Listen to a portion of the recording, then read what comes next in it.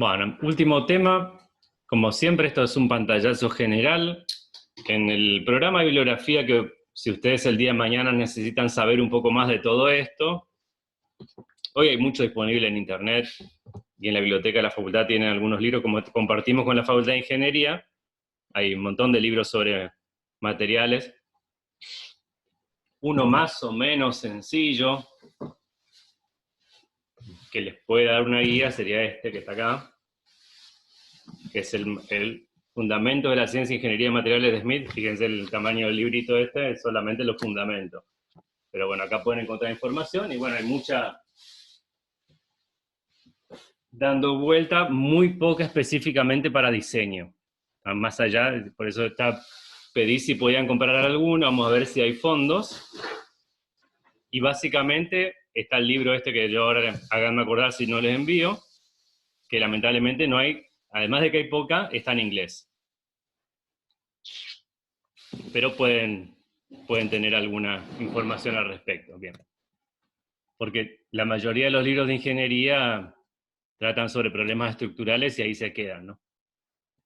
Entonces, primero acá un pequeño pantallazo sobre cómo se solidifica un metal, porque esto va a tener un poco de importancia en su estructura. Esto más o menos imagínense que es como que estamos haciendo hielo en casa, digamos, solidificando un material, puede ser un metal lo mismo, pero ¿cómo sucede esto?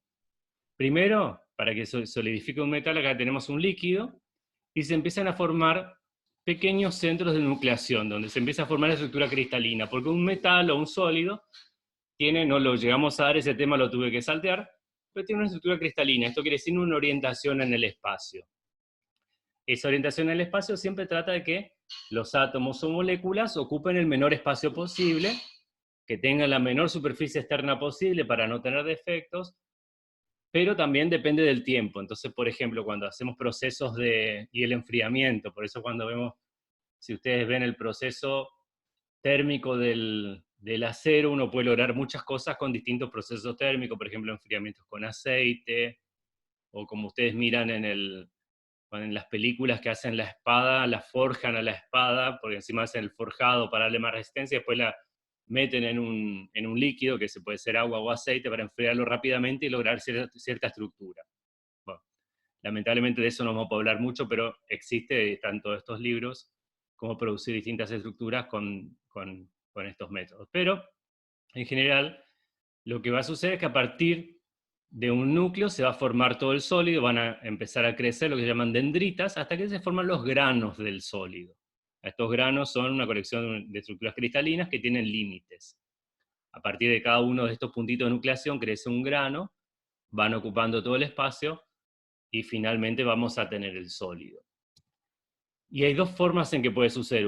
La primera es la nucleación homogénea, en la cual los núcleos se forman a partir de la misma sustancia. El problema con esto es que es muy lento, es un proceso que requiere mucho enfriamiento, entonces es difícil lograrlo. Generalmente lo que sucede, si ustedes hacen hielo en la casa, van a ver que se empieza a solidificar cerca de donde ya hay una superficie. Eso hace que disminuya la energía necesaria para producir el sólido. Entonces, donde hay una superficie ya se empieza a formar. Es muy raro que haya nucleación homogénea en la industria.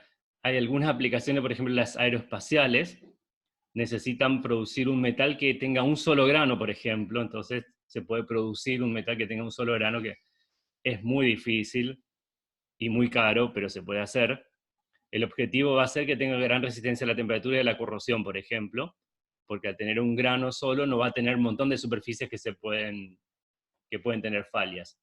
Lo más común es que las nucleaciones sean heterogéneas. Entonces, por ejemplo, para producir se utiliza el sembrado de los núcleos primero, materiales que ya están solidificados, se los pone y sobre eso se forman el resto de los granos.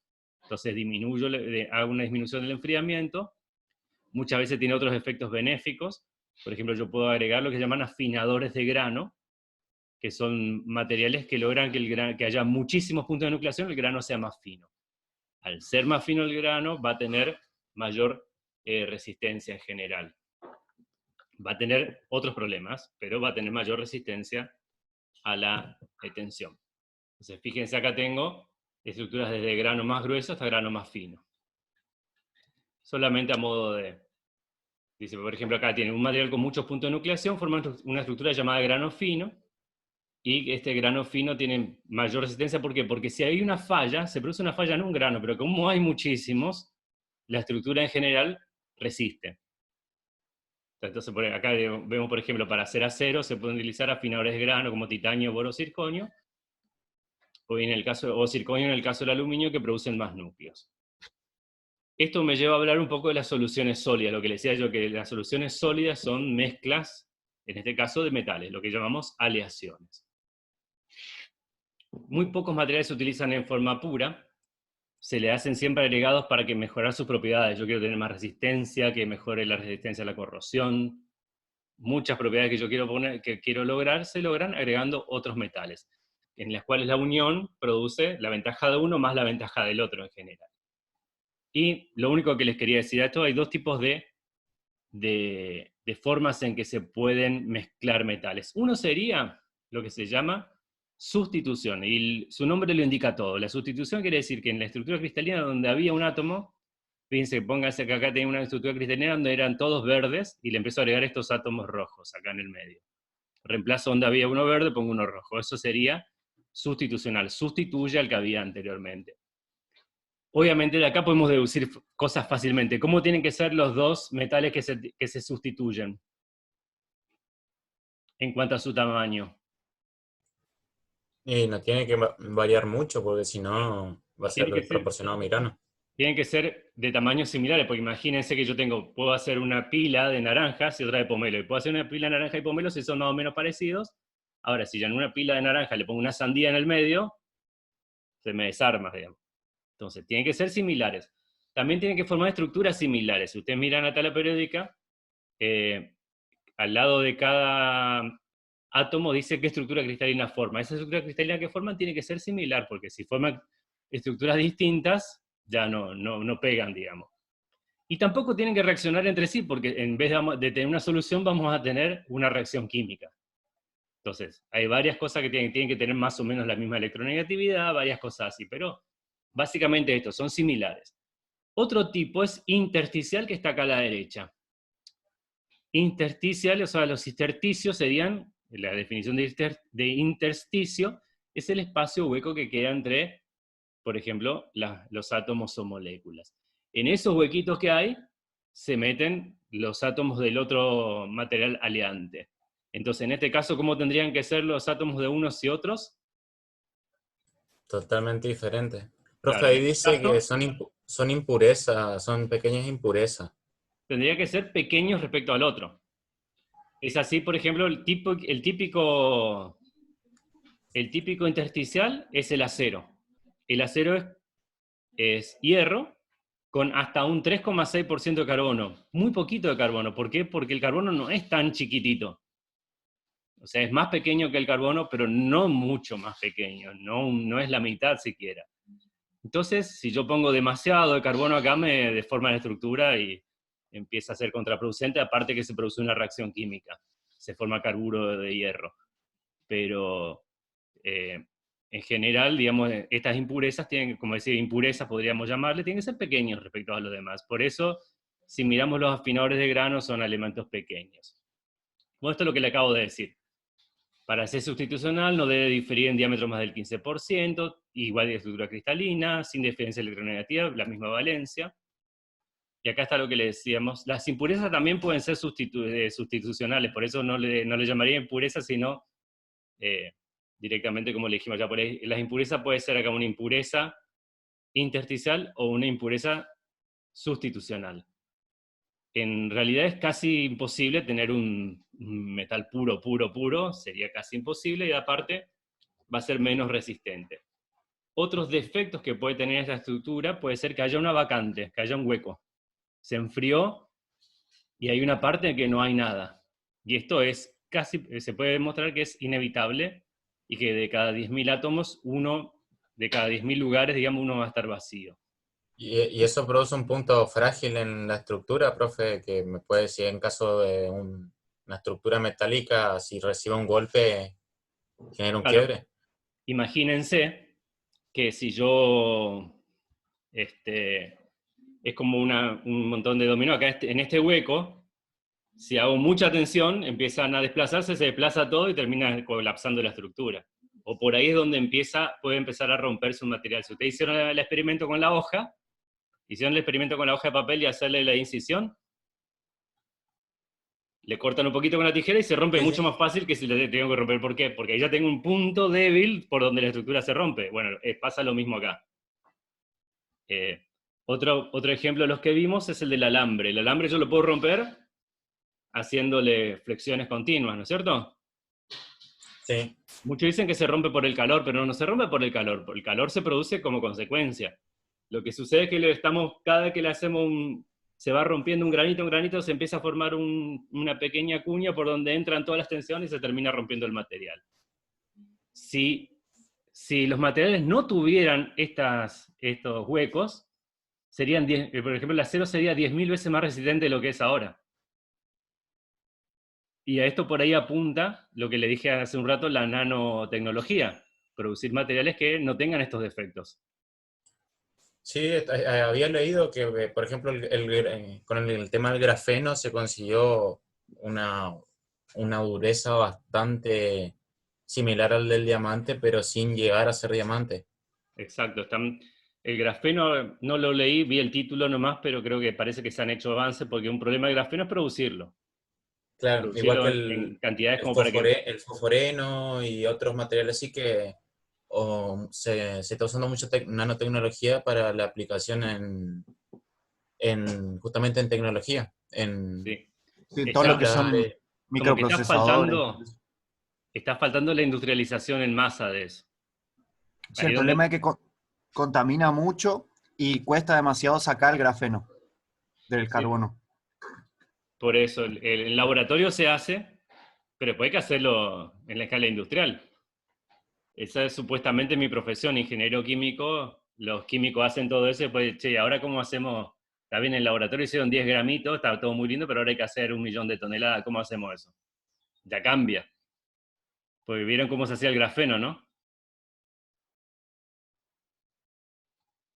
No, ¿Lo no me vieron? puse a ver un video como tal. Lo que vi sí es cómo se está produciendo antimateria ahora. Pues el grafeno lo obtenían en el laboratorio, era con una cinta, tipo cinta scotch así, y grafito le iban haciendo algo muy artesanal, o sea, y después ¿cómo Y vas hacemos eso para hacer? pasando capa por capa y ahí vas sacando hasta que tiene una capa bien fina, wow, con... Sí. ¿Cómo hago para hacer un celular de esa manera, digamos, por ejemplo? Entonces, bueno, pero parece que están avanzando en esa tecnología. Y una de las cosas en que se basa es en esto que dijimos. Bueno, voy a pasar de largo esto para que no se haga... Esto es lo que acabo de decir, las imperfecciones puntuales. Acá lo que les decía, todos los metales tienen una vacante cada 10.000 átomos, eso hace que no sean perfectamente resistentes. Puede ser que, por ejemplo, en una estructura cristalina, que es esta, acá falta toda una línea. Y eso hace que esta estructura ya sea más... Imagínense si ustedes hacen una estructura que le está faltando toda una parte. Ya es medio movediza, digamos, ya ese grano se va a colapsar. Lo bueno es que si yo tengo una estructura con muchos granos, el colapso es en ese grano y no sigue. El problema es que si esto se somete a continuas tensiones y se van creciendo esa cantidad de efectos, llega un momento en que falla. Eso es lo que se conoce como ruptura por lo que sea un industrial, como se rompe un material que le hago mucha acción, un resorte que le hago funcionar todo el tiempo, pero funciona perfecto hasta que se rompe. ¿Por tensión? También, pero se llama por fatiga, ¿no es cierto? Ah, sí. El material se rompió por fatiga, como que se cansó. Lo que pasó fue que esto fue avanzando, avanzando, avanzando, que llega un punto que no resiste la tensión que se le soporta. Por eso hasta ahora, hasta hoy en día no pueden replicar el acero de Damasco que se hacía antes, por eso. Ah, hay toda una historia con el acero de Damasco. Bueno, eso lo, lo vamos a No, ver, porque está lo buena vamos a porque ver todavía no pueden después. replicarlo. Después tenemos los defectos de plano, que son, por ejemplo, donde hay, aquí estos son varios granos. El límite entre grano y grano también es un defecto, porque por ahí se pueden producir reacciones químicas, porque por ahí puede entrar el oxígeno, puede haber un montón de efectos, que hace que también la estructura sea más débil. Por eso yo les decía que para la aplicación aeroespacial se hace con un solo grano para que no tenga estos defectos planares. Bien. Ahora sí que hablé un poquito de esto, voy a completar con esto de tensión y deformación. Y justamente que hablé del resorte está acá, ¿no? Cuando se somete una pieza de metal, puede ser otro material, pero acá yo lo puse como metal, a una fuerza de tracción se produce una deformación del mismo. Esto lo vieron ustedes cuando manipulaban el alambre.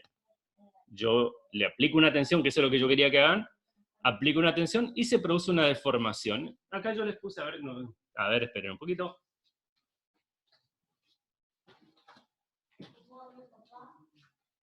Acá está la famosa tiza que tenían que hacer. ¿Tá? También funciona para otros materiales. Si yo aplico una tensión, bueno, en realidad la tensión debería ser así, o una compresión así, pero esto es lo que le mandé hace que es más fácil. Si yo aplico una pequeña fuerza, no pasa nada. Si yo pudiera mirar esto con un microscopio, hasta puede ser que se deforme un poco la tiza. ¿Tá? Y donde dejo de hacer la fuerza, vuelve a su forma original. Esta es una deformación elástica. Yo aplico la fuerza, dejo de aplicar, vuelve a la forma original. Todos los materiales tienen un poquito de deformación elástica. En la tiza no se nota, porque donde yo aplico un poquitito más de fuerza, se rompió. Porque un material cerámico se rompió, y fíjense lo que tendría que haber observado ustedes, que por ahí lo observaron, no lo vi todavía, que se rompió de tal forma que no se deformó nada prácticamente. Si yo pongo esto, la tiza prácticamente mantiene su forma original, no hubo deformación en la ruptura. Esto es una ruptura frágil. El material es frágil y se rompe sin deformación. Generalmente en ingeniería lo que queremos es que haya deformación antes que se rompa, pero no es necesario para otras aplicaciones. Entonces, si recupera sus dimensiones originales, es una deformación elástica. No hay mucha deformación elástica en ningún material porque los átomos se desplazan y ya no pueden ocupar posiciones nuevas, pero después sucede otra cosa, que es la deformación plástica. Y el material puede a veces soportar un montón de deformación plástica antes de romperse. Porque el caso de la bolsita del supermercado, seguramente ustedes estiraron un montón la bolsita hasta que se rompe. Mientras que, por ejemplo, la banda elástica, mucho más todavía. La banda elástica tiene deformación elástica. Le decía, la plástica es la bolsita que se deforma un montón, se hace un hilito hasta que se rompe. ¿Por qué? Porque los átomos se desplazan continuamente. El tipo de enlace que tiene la bolsita, que es un enlace de tipo covalente, hace que esto sea más sencillo de hacer. Entonces, que tenga mucha información antes de la fractura es uno de los más útiles, por eso los materiales de ahora son mejores en cuanto a la seguridad para un automóvil. El otro día vi ese accidente que hubo acá cerca de Oberá, en Campo Viera, yo no podía creer que haya salido vivo alguien de adentro, no sé si después cómo le fue, pero que haya salido vivo ya es un logro. Hoy en día se fabrican los autos con esto. Un automóvil de hoy día se deforma de forma horrible, el auto no sirve para nada, pero el de adentro sale vivo. Hasta cierto punto, ¿no? Así estaba el auto, que estaba todo destruida la cabina y lo sacaron al tipo de adentro. En los años 50 esos Ford y esos autos metálicos eran durísimos, en un accidente quedan casi enteritos, pero la gente adentro pulverizada, digamos. Entonces, la idea es que estos materiales absorban toda la energía y se deformen. Cuando hablamos de tensión, bueno, ahora sí, le defino la tensión de forma técnica, que la tensión, que se representa por la letra griega sigma, es la fuerza que se aplica, estamos esta fuerza que yo le decía, aplico una fuerza para acá, una fuerza para allá, ¿tá? Sobre el área que tiene mi material. La fuerza dividido el área, que si ustedes se acuerdan de la física de la secundaria, es la presión, en este caso se denomina tensión que se aplica a un material. Y a una tensión determinada sucede una deformación. Esa deformación se obtiene, creo que yo les di la formulita, con la letra griega epsilon, que es la diferencia entre la longitud final menos la longitud inicial dividido la longitud inicial. Esa sería la variación de longitud respecto a la longitud inicial. Eso sería la deformación. Y si la multiplicamos por 100, tenemos el porcentaje de alargamiento que tiene un material, que más o menos creo que les pedí que estimen. Es esto, fácil. Para hacerlo más fácil, esta es mi barra original, L. Tamaño final es este. Si yo veo lo que se deformó sobre lo que tenía de dimensión el material, voy a tener la deformación del material. ¿Para qué les digo esto? Para que podamos interpretar unos gráficos que les voy a mostrar a continuación. Para comprobar cómo un material resiste a la tensión, se hace lo que se llama un ensayo de tracción, en donde un material se somete. Hay otros ensayos, yo les muestro de tracción, hay otro ensayo de compresión, por ejemplo, que se utiliza para el hormigón. Se utiliza un ensayo de compresión donde se le aplica una fuerza, en vez de estirar, se le comprime, y a ver qué tanto resiste, porque eso es lo que tiene que cumplir el concreto, tiene que cumplir con la resistencia a la compresión. Y este es el aparato, es simplemente una mordaza, una fija y una móvil, y esto le va a estirar de arriba a abajo hasta que se rompe. Se pueden probar distintas cosas, metales, acá vemos que prueban papel, por ejemplo, en donde yo trabajaba en la facultad, tenían una de estas prensas, que había donado papel misionero, porque ellos utilizaban para verificar la resistencia del papel, y nosotros podemos utilizar para alimentos inclusive. También algunos alimentos necesitan saberse estos parámetros. ¿Qué información me da esta máquina? Esto que está acá. Y se interpreta de la siguiente manera. Acá es tensión. Mientras más arriba yo me voy acá, más fuerza estoy aplicando. Y para acá, ¿cuánto se deforma? Entonces, al principio, yo aplico una fuerza hasta cierto punto, y si yo dejo de aplicar la fuerza en cualquier momento, el material vuelve a su forma original. Hasta que llega un punto en donde ya no hay retorno, que no es mucho, es menos de un 2% de deformación. Ningún material lo soporta mucho más del 0,02, un 2% de deformación o mucho menos que eso, antes de empezar a deformarse plásticamente. Después sucede una región donde se empieza a deformar hasta la máxima tensión que puede soportar, y finalmente sucede la ruptura del material. Esta sería la forma de la curva habitual. Bueno, acá hay una serie de parámetros que no les voy a definir tanto, yo quería más o menos que vean cómo es la curva.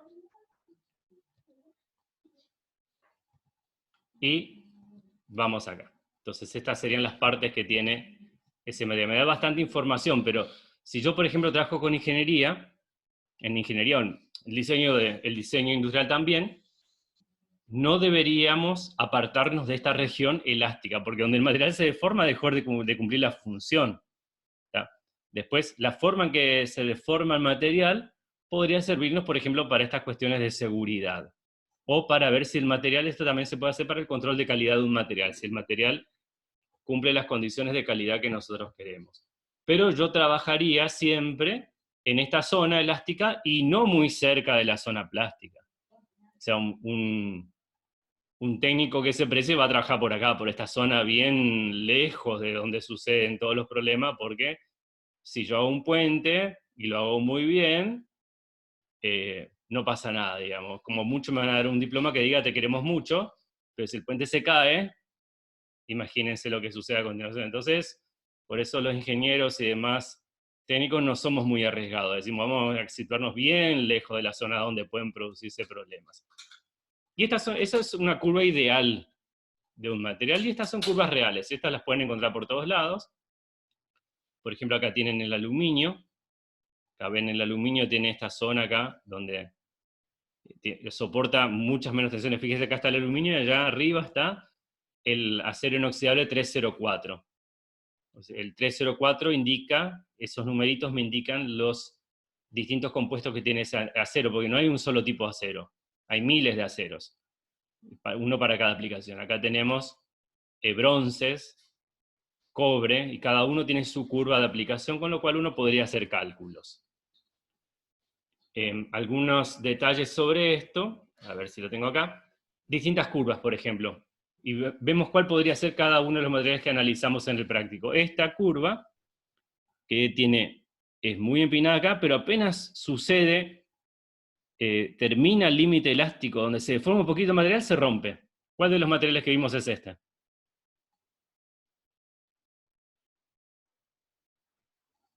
A ver, alguien en el chat. ¿Qué material de los que vimos en el práctico? ¿El alambre? ¿El alambre se rompe enseguida? Ah, no, sí, el papel. El papel podría ser, pero el más clásico de todos los que vimos es la tiza. La tiza, sí. Pues la tiza acá es dura, pero donde se deformó un poquito se rompió.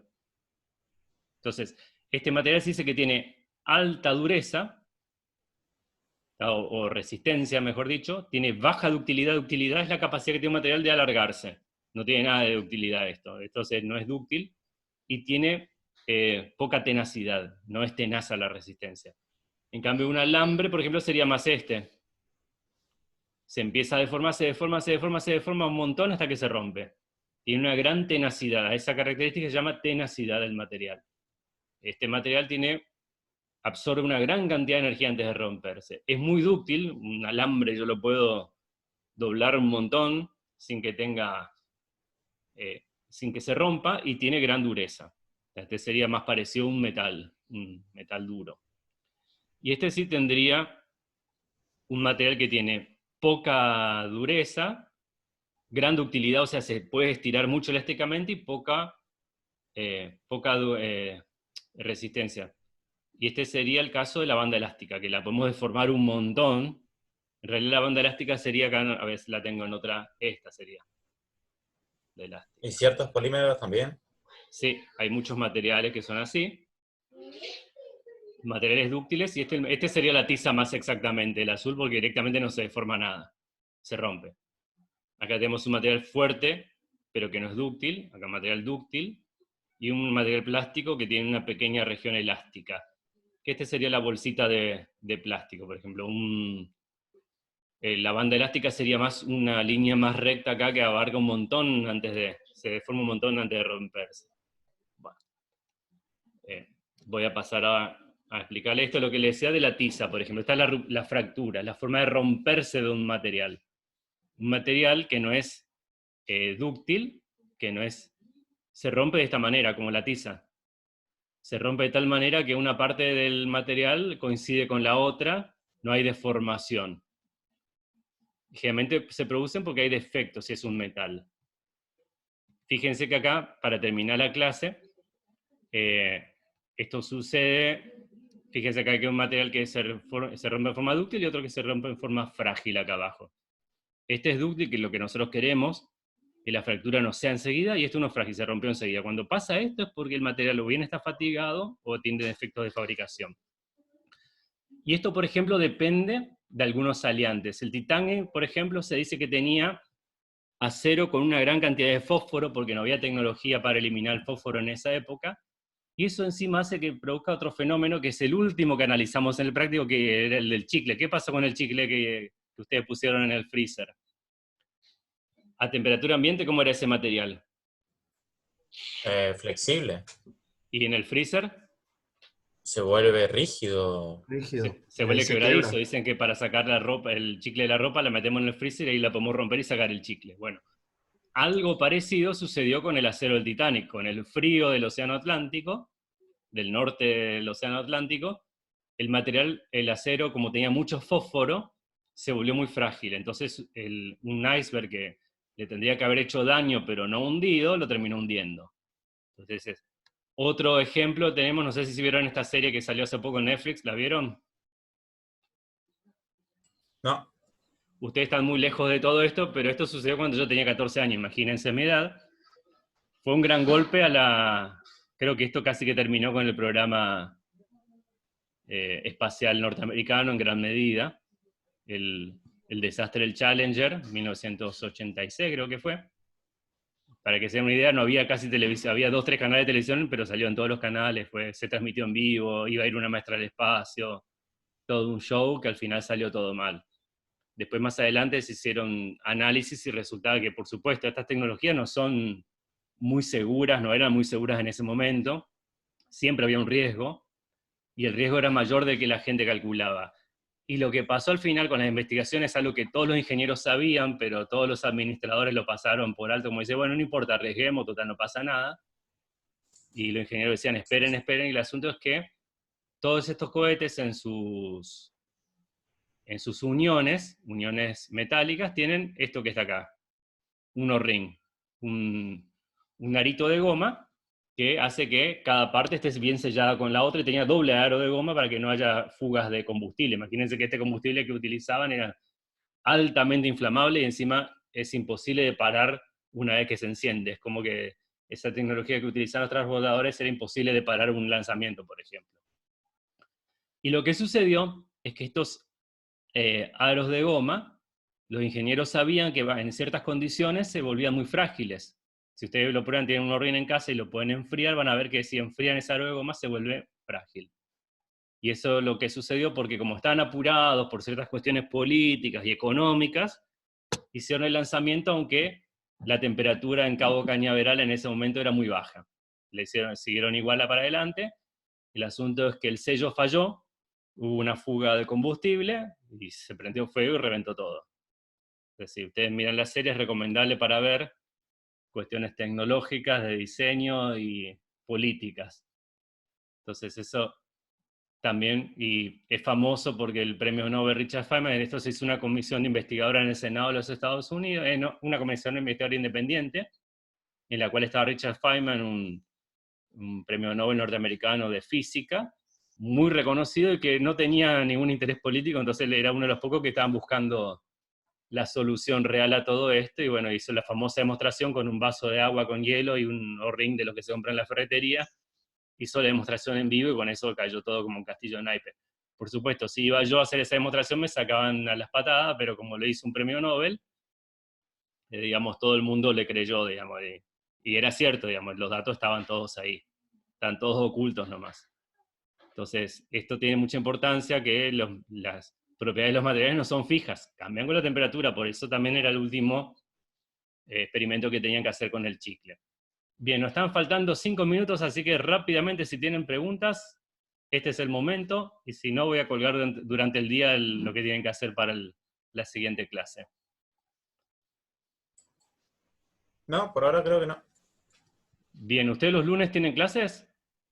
No. Porque entonces, para no hacer el viernes que viene, darle más tiempo si quieren preparar algo para el lunes siguiente. Igual lo comunico y lo vemos, ¿no? Entonces, Yo a la tarde, profe, voy a estar subiendo el práctico que debía, que me faltaba lo de la tiza nomás. muy bien. Ok. ¿Algunas preguntas más? No creo que quede claro. Bueno, cualquier cosa igualmente ya pueden preguntarme después. Dale, Y profe. manos a la obra, vayan pensando que cualquier cosa pregúntenme. Dale, Yo profe. no sé de todos los materiales, pero por lo menos le puedo decir dónde buscar. Dale, dale. Ok, bueno, entonces buen fin de semana. Gracias Buen fin de igualmente, Hasta, profe. hasta el próximo descanse. lunes, nos vemos. Nos vemos. Nos vemos, profe. Que pase lindo fin de.